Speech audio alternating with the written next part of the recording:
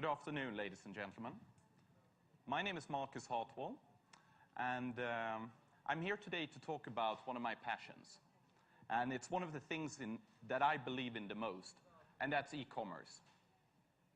My background in e-commerce stems from working as a director in an internet retailing company called Bodistore.com. And Bodistore.com is a part of the Modern Times Group, MTG, and it's a company that works within the health nutrition industry in Sweden. It's one of the leading companies in that sector. And my objective with today's presentation, it's really to, in 30 to 40 minutes, share best practice within e-commerce. MTG as a company has been working within the e-commerce field for the last 10 years. We've made a lot of mistakes. We've had a lot of successes. And we've tried to learn from our mistakes. So today I will focus on the successes and how you should work with them. Looking at the agenda for today's presentation, I'm going to start off with a very brief overview of Modern Times Group, which countries we operate in, which operation divisions we have, and how internet fits into that. Then specifically following that, I will go on and talk about the internet retailing part, which is our internet division. And I will present the companies we have in our portfolio, the general strategy for this division, and then give you some concrete examples of these companies, what they do and what they sell. Following that, we really get to the core of the presentation, and this is the part I'm looking forward to talking about the most, and it's the best practice part.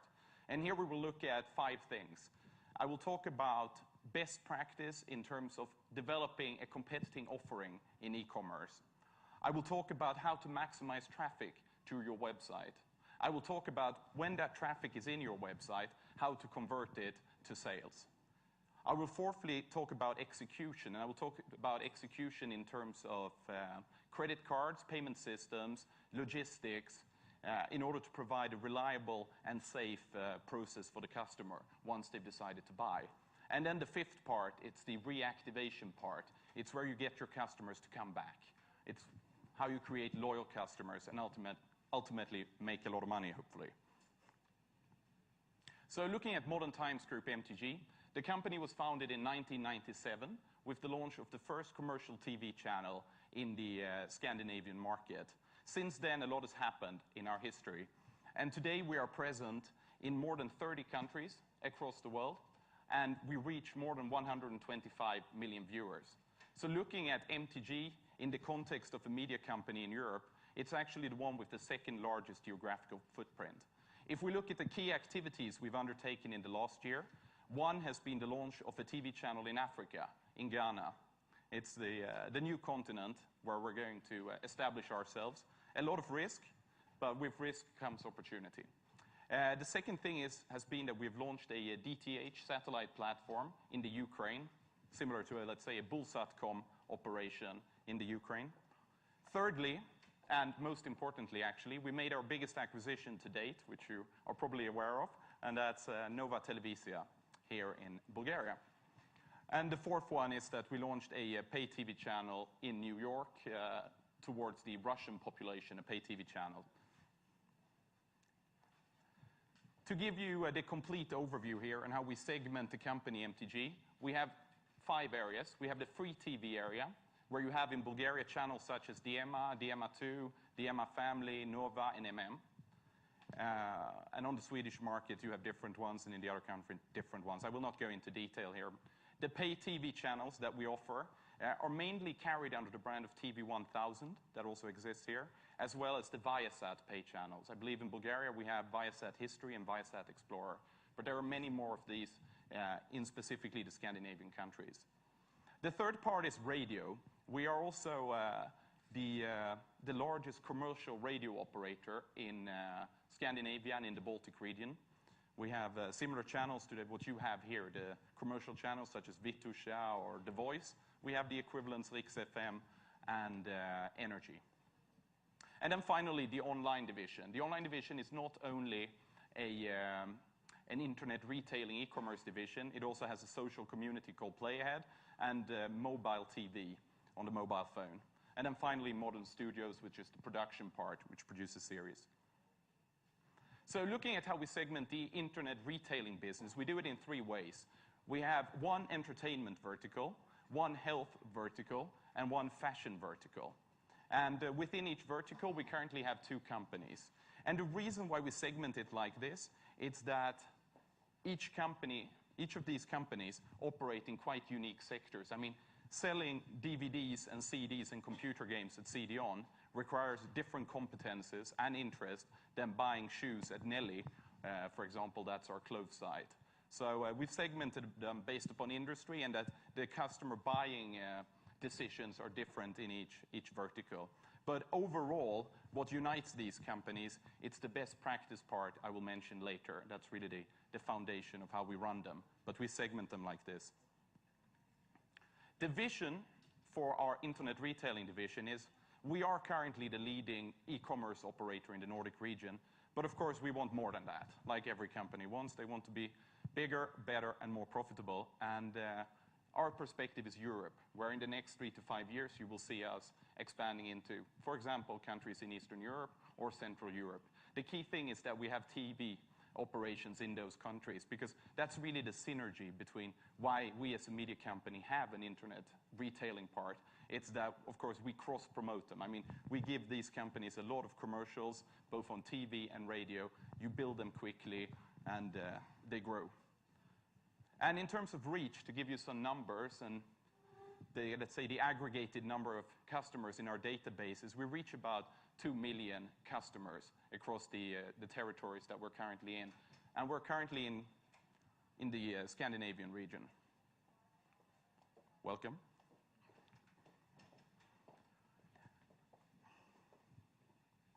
So looking at the key success factors for our internet business, we like to talk about the 3 Ps.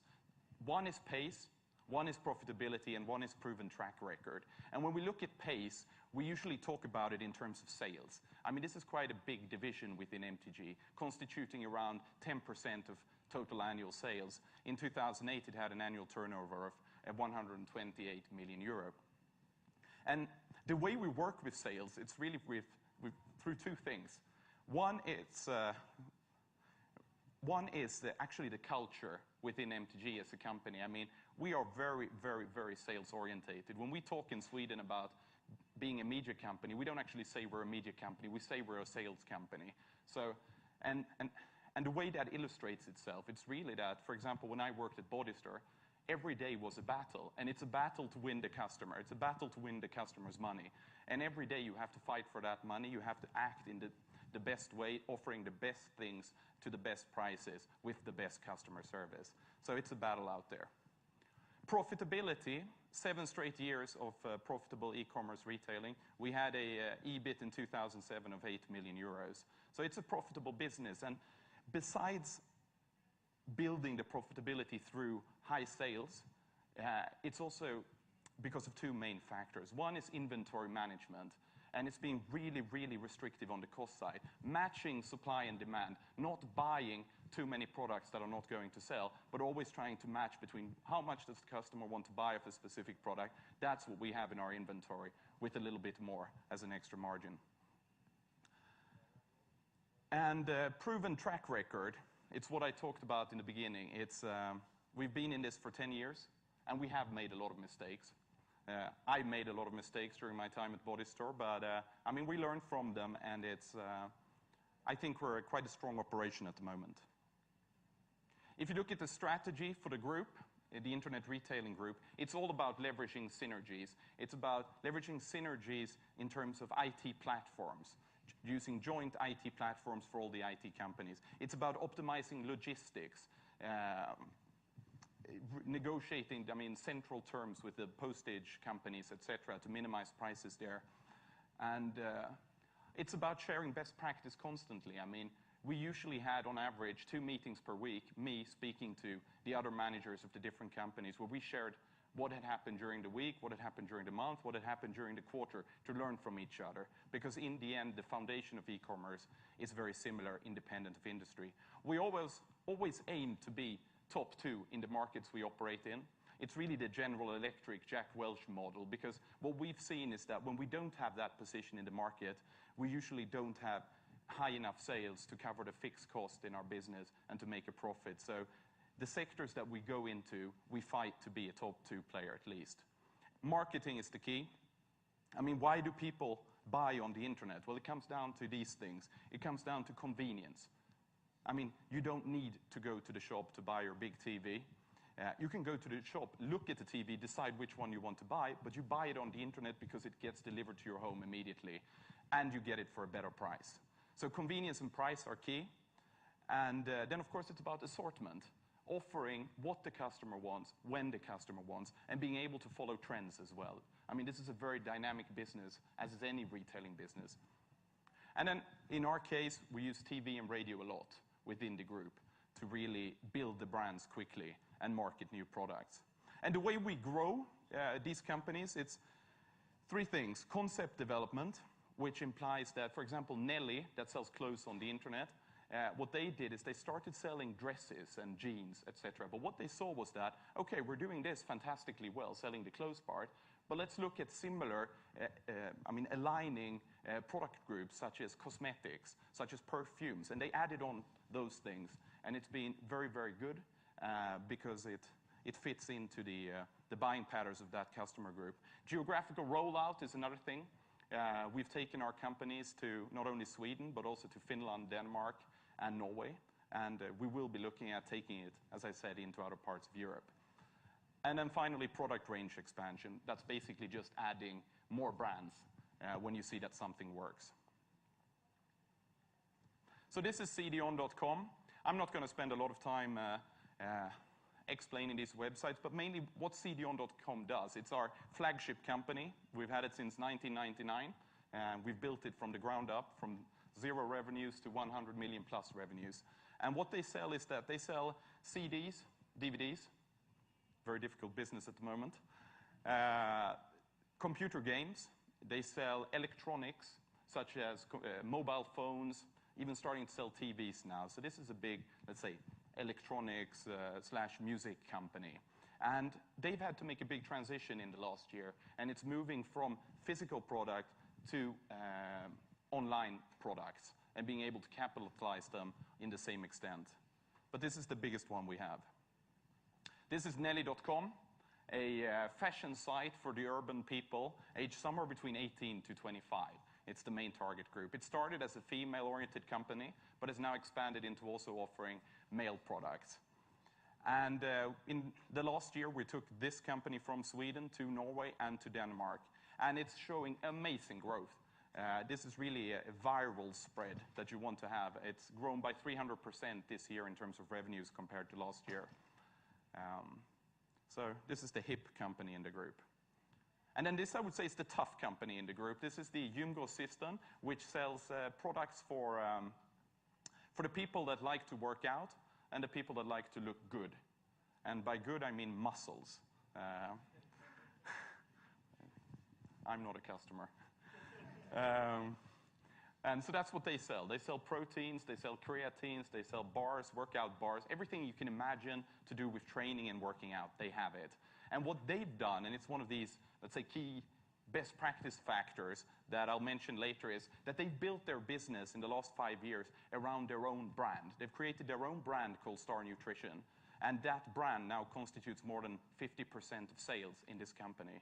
And the great thing with own brands is that you're not just a reseller. Here's a supplier, here's our company, and here's the customer. What you're becoming is you're taking away the supplier, you're also becoming the supplier.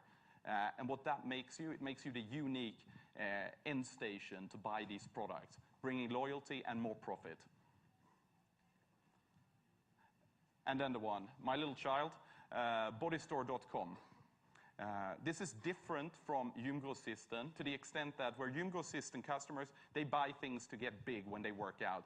These people here, they don't really like to work out as much, but they like to eat things such as vitamins, antioxidants. They like to use ecological skincare to feel good. And these are the kinds of products we sell here. The company is currently only located in Sweden.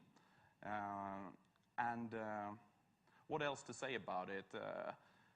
A key thing has been for me, looking at the target group of this company, which in the past was women around 30 to 35, what I saw here in terms of concept expansion that I spoke about was a huge opportunity to also capitalize on the children. Because the women in this age group, 30 to 40, they're usually the ones that have children. So we've expanded into, you've seen toys here. We have ecological vitamins for children. We have chocolates with vitamins in them. And it's becoming one of the biggest parts of Bodistore now. So that's a key focus area for them now. And now we get to e-commerce best practice. And before I start to get concrete about how to optimize an e-commerce business, I'm going to present to you two quotes. One is by Peter Drucker, a great strategist, and the second one is by Carla Fiorina, the former CEO of HP. And it's all about measurement and it's all about control. Because if there's one thing I learned working at Bodistore, it's that if you don't measure it, or if you do measure it, and you use that information in the right way, then there is so much, let's say, success to be had within e-commerce. Because the unique thing with doing business on the internet is that you have access to so much information that you don't usually have, let's say, in a retail environment. So the two quotes are, starting with Peter Drucker, he says, if you can't measure it, you can't control it. And if you can't control it, you can't improve it. And if you can't improve it, then you're lost. And this really doesn't only apply to, let's say, an e-commerce company. It applies to any company in any sector. You need to have control, and it comes from measurement. But measurement, for me, it's too vague. I mean, what should you measure? Well, of course, you start with the data. But like Carla says, and this is what separates a good company from a great company, it's being able to transform that data into information and then translating that information into revenues. And you will see in my next slides examples of how to work with information in different parts of an e-commerce business. So this is the e-commerce wheel, the driving forces for success. A very American title at that, but the key concept is applicable anywhere in the world.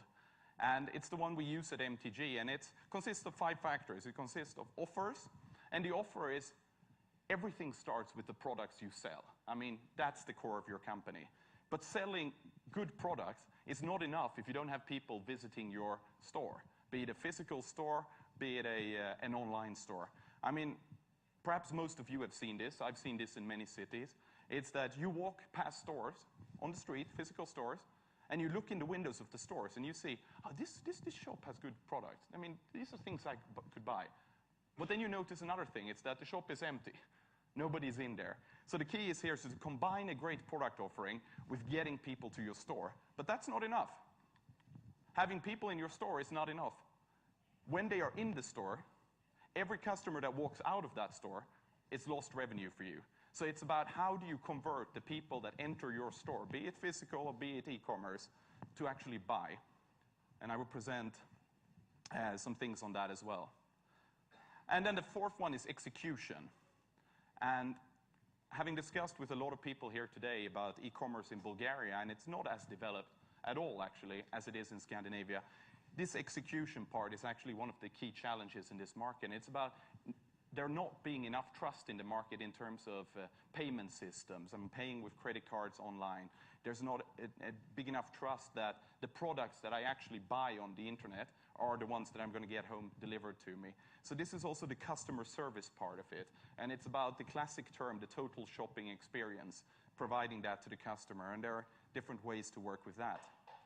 So that, and then the final one is, and I'll walk over here, it's that if a company has good products, it manages to drive traffic, it's converting the traffic into purchases, and the customers are happy when they get the goods delivered.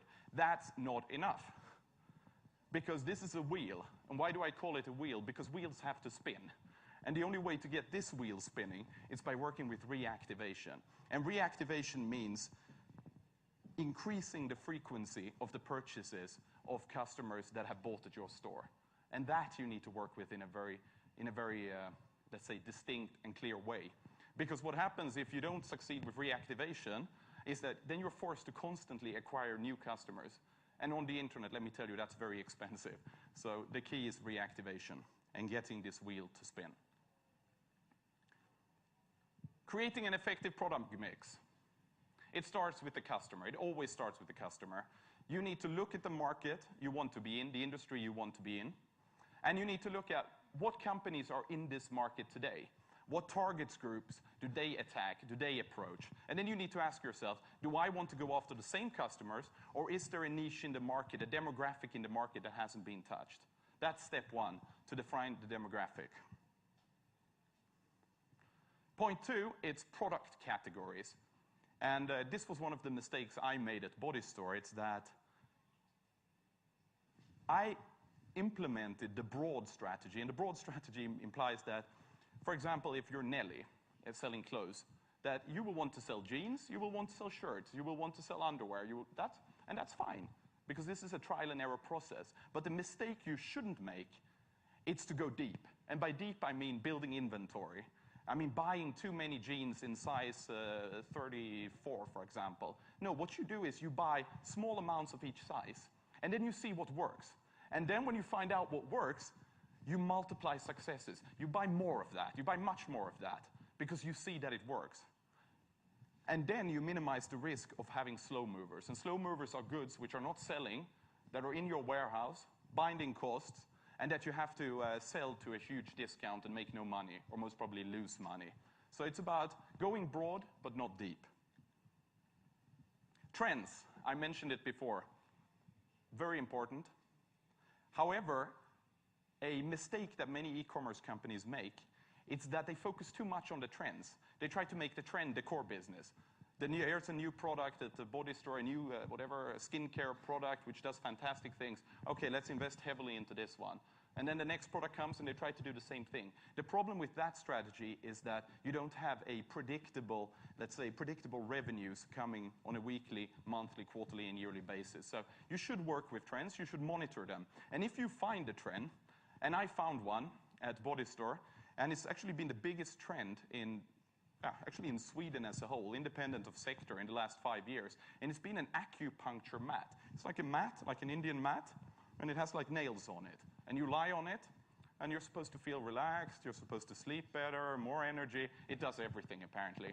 And the funny thing is, the Swedish people believed it. So they bought 400,000 so far. But what I did here was that I do have one. But I've used it one time, and I didn't like it. But I had no problem selling it. What I did was, being an e-commerce company, and the majority of the people, they have confidence in buying in shops. So I have to give them a reason to buy on the internet, and that's usually price. So I went very aggressive on price. I accepted much lower margins in the beginning than I normally would. And I applied the attack strategy. And the attack strategy for me was, working within a media group, was to put this product in TV commercials. And I put them in TV commercials before, let's say, 99% of the Swedish population knew what it was. I mean, I took a risk, and this risk worked out. And you need to take risks, and they need to be controlled, I guess, as well. But what happened here was it really worked.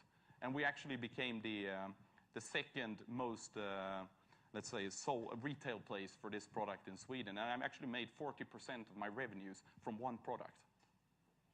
And Bodistore has 800 products, so you can imagine the impact this product had. So monitor trends, accept lower margins, and attack. Own brands. I've actually already talked about these in terms of Gymgrossisten, but it's great for building loyalty. And it's great to drive profitability, because the gross margins in these products, I'm not going to talk about numbers here, but it's night and day between buying a product from a supplier or you being the supplier yourself. If you want to make big money, do this. Okay, so now let's say we've defined the sector we want to be in. We've defined our products, we've done all our market knowledge, etc. And we have the shop in place, but we have no one visiting it.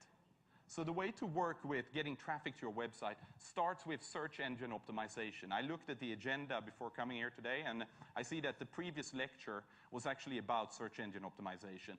And what it is, it's about optimizing the organic search on internet, the left part of Google. And this left part of Google is so important because 70% of the clicks on Google, this was a statistic I had 6 months ago, it could have changed, but come from the left part. So you need to optimize your website. You need to build your website in a way that Google is able to index it in a correct way in order to get higher up on those rankings. Because the big advantage as well is that the traffic from these clicks are for free. And when you look at your P&L, your company, and you look at the line marketing, if you're able to get a majority of your customers in the beginning from the organic search, let's say after 6 months, because it takes time to optimize it, then your business is going to start to look very good. Because search engine optimization should be combined with SEM, search engine marketing. As you probably are aware of, this is where you buy. It's AdWords on Google, where you buy words on Google. And you should do this, but it can't be the only way to drive traffic through the internet because it's going to cost you too much. But when you decide to work with this, you need to decide what's an acceptable CPO level. What am I prepared to pay on average per click given a certain average transaction value at my site? To give you an example, at Bodistore, the average transaction at Bodistore was around 100 leva. And the reason for that was mainly because we gave them free freight. We sent the goods home to them for free if they passed 100 leva. And this is important to know when you start to decide which levels you're willing to pay for search engine marketing.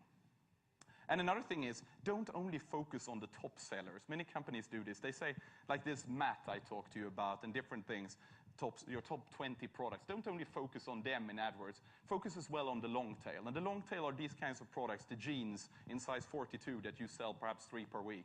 Don't forget about them here. Because the thing is that the competition for those words on Google are so much lower that your cost per click, your cost per order is so low. So combining long tail and SEM is key here. Price comparison websites. Especially in the electronic area where CDON is, a key thing here is to index your products on these websites, because many people go to these websites. I can only talk for Sweden. I actually don't know how it is in the rest of Europe, to just check prices. So you need to make sure your products are indexed on these websites. You don't necessarily have to be the cheapest, because cheapest means you make no money, and usually these companies go out of business for a while. It's about being, let's say, cheapest on strategic products that drive traffic to your website and where you're able to cross-sell more things to them. So if you have these kinds of websites, look into them. Affiliate marketing. Affiliate marketing, the one I worked with in Sweden is called Trade Doubler. The largest one in the US is called Shopzilla. And this is where you get your banners out on different websites, and you establish remuneration models with them centrally through this network. Here, many people are disappointed when they talk about affiliate marketing in general. And I talked to a person before coming in here about it as well. He said, I don't believe in this. The thing is, you shouldn't believe in it if you don't work actively with it. And to work actively with affiliate marketing, it's to not only set remuneration levels, we will pay you 1 leva per click to our website. It's about setting remuneration levels. If you generate 15 transactions, this is how it was at Bodistore. If you generate 15 transactions per month, I will pay you 7% of my top line, my revenue. If you generate 25, I will pay you 9%. If you generate 50, I will pay you this. So you're taking these affiliates, which really are websites, could be capital.bg or any website, diero.bg in Bulgaria, and you give them a goal, a mission, where you promote their hard work and if they do a good job. So work actively with them. TV and radio, expensive mediums, less expensive working in a media company, but the most effective. And blogs. If you have bloggers in your sphere where you choose to work with e-commerce or that you work with e-commerce, define them and make them your friends.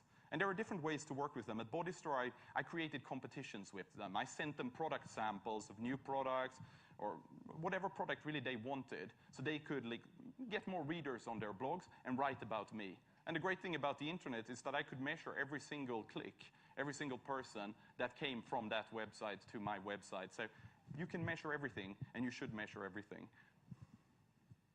And this is CDoncom's marketing mix. I think if you look in if you're studying business at university, this is probably the kind of best case example you would find when they talk about a marketing mix, because CDON are very complete. They've done it for 10 years, and it's a marketing sales machine. They use TV, they use the radio, they do partnerships with newspapers, free newspapers such as Metro and other newspapers, and they work actively with Google, Trade Doubler, Price Runner being the price indexing site.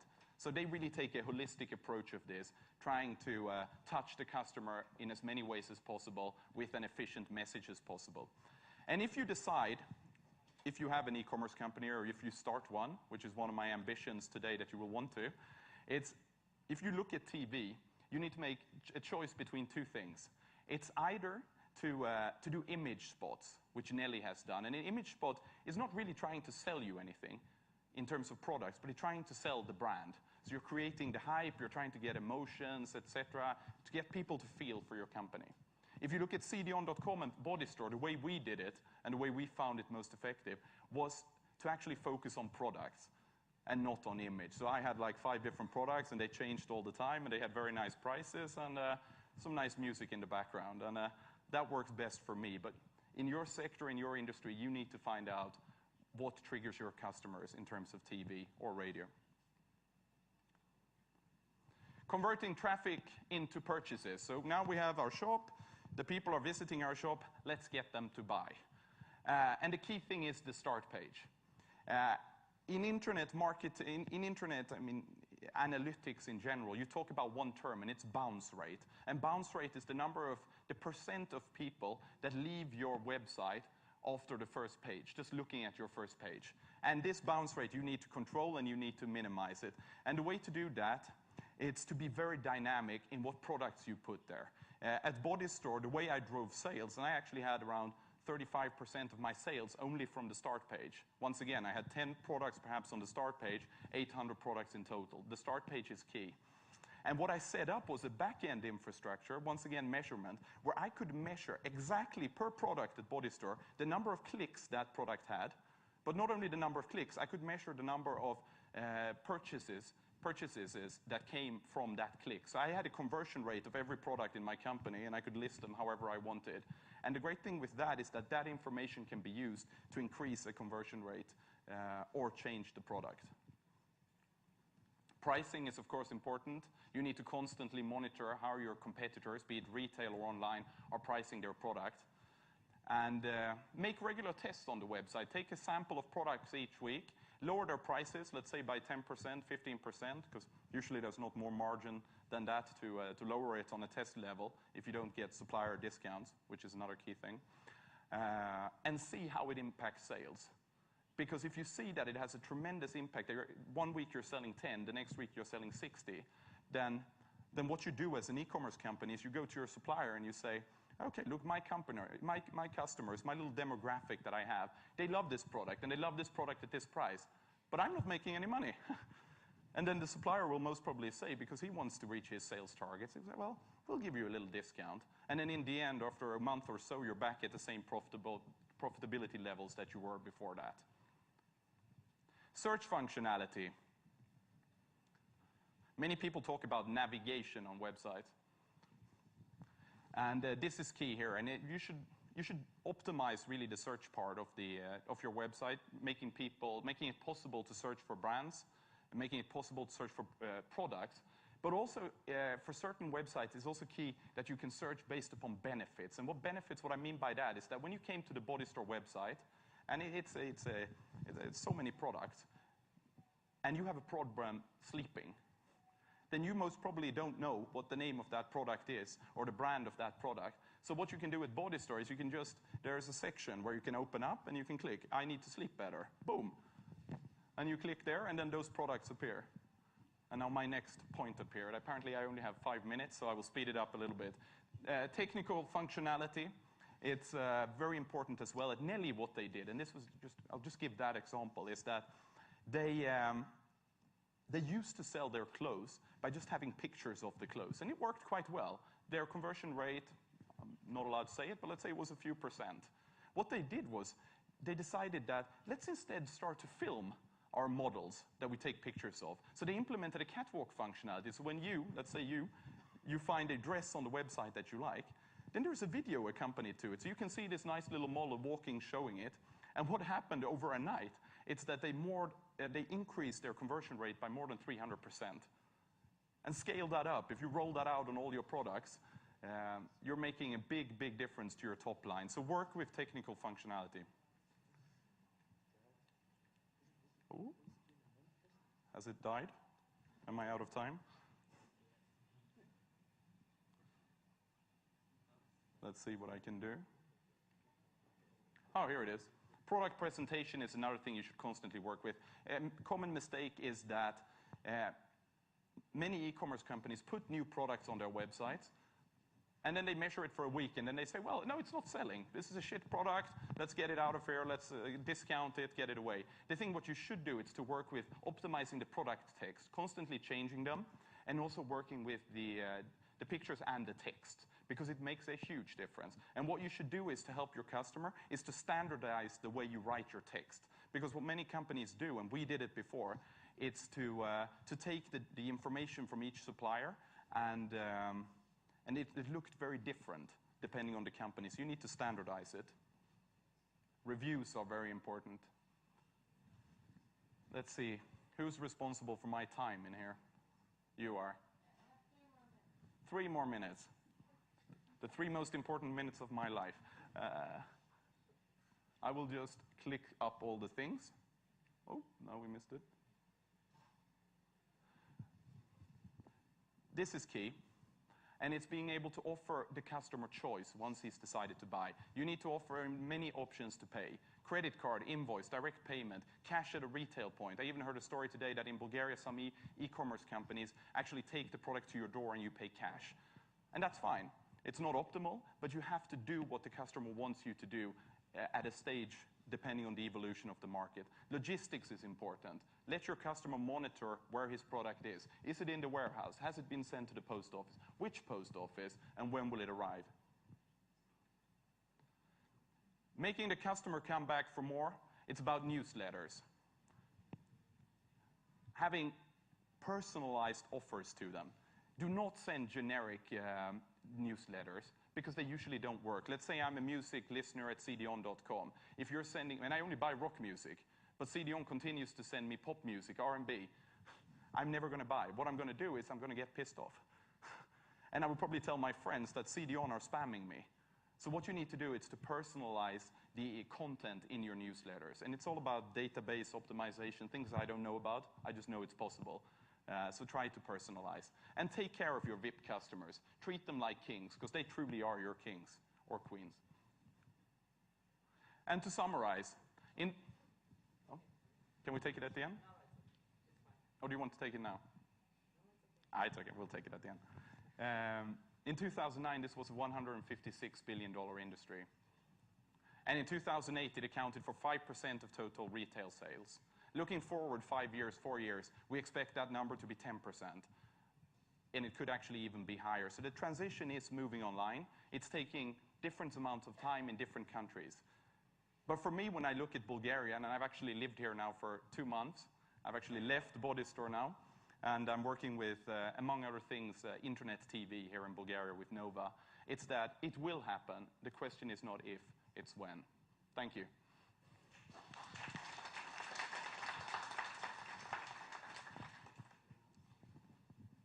May I take a question? Yes. Only one. Only one. Oh. A lot of pressure. Actually, this time I didn't have a question, so because I was taking just notes, so I'll give the mic to somebody else. Thank you. All right. No questions? Thank you. And you can probably get the presentation. I don't know how it works here. If you want it, I actually have my email address here. You could take that down. If you want to talk e-commerce with me, or if you want to have the presentation or whatever, I would be more than happy to meet you. Oh, everybody's writing. Yeah. What is your budget for SEO? My budget for SEO. As a percentage, not... As a percentage of total marketing budget, I actually can't give you the exact percentage, but it's probably around 5%, somewhere around there. But we don't actually work with the SEO part ourselves internally, and because it requires a lot of competence, we usually work with external companies. So if you're looking at SEO, look at the best companies in Bulgaria, establish a good remuneration process, which is based upon them delivering, not a fixed fee for whatever they do, and they usually do a very good job. Okay, thank you.